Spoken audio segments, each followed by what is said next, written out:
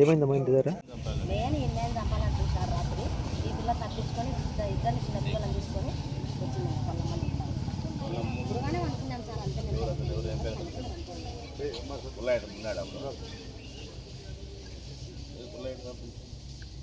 ప్రేమించుకొని పెళ్లి చేసుకున్నారు సార్. అలా భార్య భర్త గొడవడి వాడిని అమ్మిని ఇంటి దగ్గరనే పొరసనికి పోయినాడు.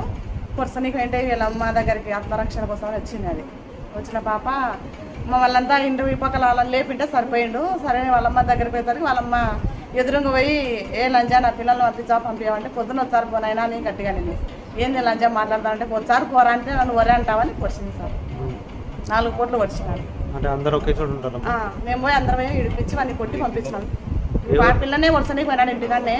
ఇంటి దగ్గరనే వరుసనికి పోయింటే ఆ పిల్ల వచ్చింది ఇడికి వాళ్ళమ్మ కాడికి. వాళ్ళమ్మ దగ్గరికి వచ్చి వాళ్ళమ్మ ఇంకా పిల్లని కాపాడని కానీ తల్లి పిల్లని అడ్డబెట్టి తల్లి ముందు పోయింది.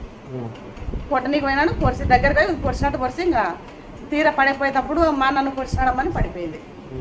మేము పోయి అందరం చూస్తాం పొడిచి రక్తం అంతా కారిపోయి పాస్ కూడా పిల్లకి ఏం కాలేదు సార్. ఏం పేరమ్మా ఇతని పేరు? ఎవరి పేరు సార్? సునీల్ సార్. అట్లా పేరు. ఏం చేస్తుంటాడమ్మా? Painter sir. బిల్డింగ్లో ఏం చేస్తుంటారు సార్. వాళ్ళ భార్య ఏం చేస్తుందమ్మా? వాళ్ళ భార్య ఇంట్లోనే ఉంటారు సార్. ఏం పేరమ్మా? ఇస్తేరాని. వాళ్ళ భార్య మొత్తం గొడవ పడుకుంటున్నారు. గొడవ పడి ఇంకా ప్రతిసారి అట్లే జరుగుతానండి. కానీ అయితే ప్రాణాలు తీసినారు సార్. వాడు ఇద్దరు భార్య భర్త కొట్లాడుకున్నారు. అమ్మకాడికి వచ్చింది ఆ పిల్ల. ఉండూరులో ఉంది కాబట్టి తల్లి వచ్చినందుకు అట్లా చేసినారు సార్. అది మొన్న మాటకు వాడు ఉపయోగించుకొని నన్ను వరే అంటావాను అని కత్తితో వచ్చినాడు. ఇంటికన్నా ఆ పిల్లనే చంపుస్తారు. ఆ పిల్ల పరువును వచ్చేసింది ఇక్కడికి మాకు వచ్చింది. పోయి నేను ఆటోకి ఎత్తుకొని వచ్చినాను సార్. ఎన్ని కోట్లు కొడుతున్నాడమ్మా? 4 కోట్లు సార్. ఒకటి చెస్ట్ భాగంలో ఇక్కడ 3 కింద. ఎంత కొడుతున్నాడమ్మా? కత్తి కూరగాయలు కట్ చేసిన కత్తితో. అల్లుడే సార్. అది కాడికి దొరికొచ్చుకునేది. కొట్లాడినారు రాత్రి మనం